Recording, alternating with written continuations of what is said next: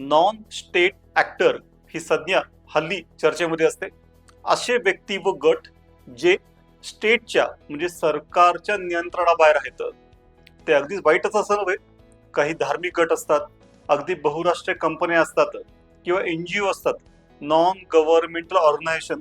पण दुसरीकडे सशस्त्र टोळ्या पण होऊ शकतात, जसं जैश ए मोहम्मद सारख्या गट आहेत. आणि मग या गटांचं काय होतं की हे बऱ्याच वेळेला अशा गोष्टी करतात ज्या कायद्याच्या पलीकडच्या असतात, हल्ले करतात. आणि त्यामुळे या सगळ्यांचं व्यवस्थापन करणं, नियंत्रण करणं आज हे मोठं आव्हान आहे. पण मग या सगळ्यांसाठी राष्ट्र ही चौकट पुरेशी नाहीये. हे त्याच्या पलीकडे काम करतात. हे एक प्रकारचे आंतरराष्ट्रीय लोक आहेत आणि त्यामुळे आंतरराष्ट्रीय स्तरावर सहकार्य करणं त्यासाठी भाग पडतं. त्यासाठी मुळात दहशतवादाची व्याख्या करणं अपेक्षित आहे, जी अजून करता आलेली नाही.